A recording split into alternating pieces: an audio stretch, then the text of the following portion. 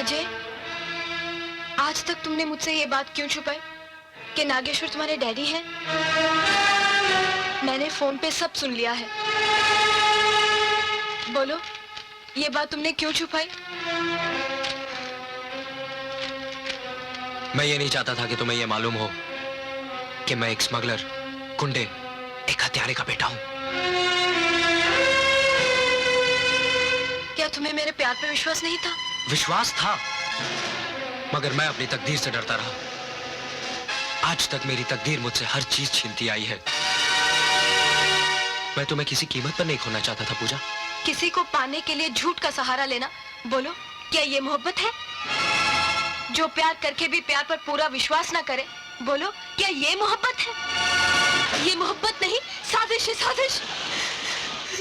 अब तो ऐसे लगता है कि मैंने तुम्हारे साथ एक प्यार भरी जिंदगी नहीं, एक झूठी जिंदगी गुजारी है, जिसमें प्यार नहीं, सच्चाई नहीं, विश्वास नहीं, सब झूठ था, झूठ। पूजा, छोड़ो मुझे। तुम सच क्या मानती हो?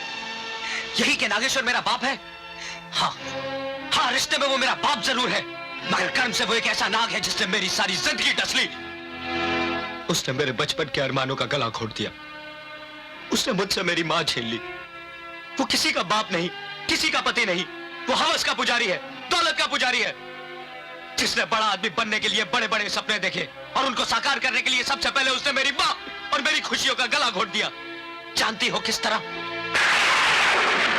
लक्ष्मी, मैं धंधे पर जा रहा हूं, मुझे पहले ही देर हो गई है, रोको मत। देखिए, हम लोग रूखे सूखे खाकर जी लेंगे, मगर आप ऐसे गलत काम मत कीजिए। लक्ष्मी, मैंने दिन रात मेहनत की, फैक्ट्री में काम करता रहा, लेकिन मिला क्या? मैं अपना घर तक नहीं बना पाया। तुम्हारे बाप के घर की छत के नीचे रह रहा हूं। मुझे भी बड़ा आदमी बनना है। मैं कीड़े मकोड़ों की जिंदगी नहीं जी सकता। मेरी बात तो सुनिए, भगवान के लिए रुक जाइए। लक्ष्मी, तुम समझती क्यों नहीं? मुझे पहले ही देर हो रही है। मैं जिन लोगों के लिए काम कर रहा हूं वो बहुत खतरनाक लोग हैं।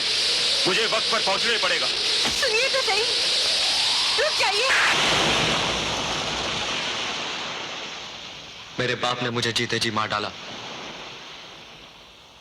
उस दिन से मैंने ये समझ लिया कि मैं अनाथ हूं।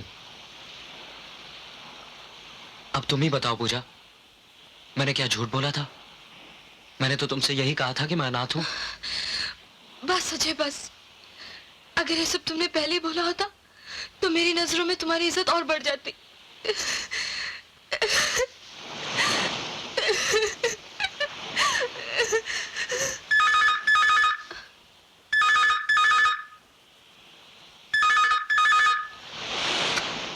अजय बेटा? जी अजय नहीं, मैं उनकी वाइफ बोल रही हूँ। मैं अजय का डैडी नागेश्वर बोल रहा हूं। जी। क्या तुम नहीं चाहती कि तुम्हारा सुहाग और संतान सलामत रहे? बहू, एक ससुर होने के नाते मैं अब तक तुम्हें कुछ दे तो नहीं सका, लेकिन तुमसे एक भीख मांग रहा हूं। किसी तरह से अजय को समझाओ और उसे यहां ले आओ। मैं उसकी नफरत को भी अपने सर आंखों पे रख लूंगा। जी।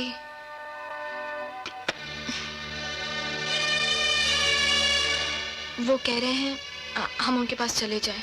इसका जवाब मैंने उन्हें दे दिया है। अजय, क्या लगता है तुम्हें वो इंस्पेक्टर जो हमारे घर आकर हमें दिलासा देने के बदले सेब खाता रहा, वो गोपाल को ढूंढ निकालेगा? और ना ही हम गुंडों तक पहुंच सकते हैं, हमें गोपाल कैसे मिलेगा? मेरी बात मान लो अजय, हम उनके पास चलते हैं। नहीं, यह हरगिज नहीं हो सकता। तुम नागेश्वर के बेटे बनकर सोचोगे तो ऐसा सचमुच हरगिज नहीं हो सकता, लेकिन गोपाल के बाप बनकर सोचो तो शायद। उसके सामने मैं घुटने नहीं टेक सकता। अजय, अगर तुम अपनी जिद पर अड़े रहे तो तुम में और तुम्हारे डैडी में कोई फर्क नहीं रह जाएगा पूजा, बल्कि तुम तो उनसे और नीचे गिर जाओगे। वो इसलिए अजय कि उन्होंने तो किसी चीज की मोहब्बत में अपने बेटे का ख्याल नहीं रखा, लेकिन तुम तो अपनी नफरत के लिए अपने बेटे की बलि मत चढ़ाओ। मैं नागेश्वर के बेटे से ये नहीं कहती कि उनसे नफरत करना छोड़ दे, उनके सामने घुटने टेक दे। मैं क्यों चाहूंगी कि मेरा सुहाग जुल्म के आगे झुक जाए?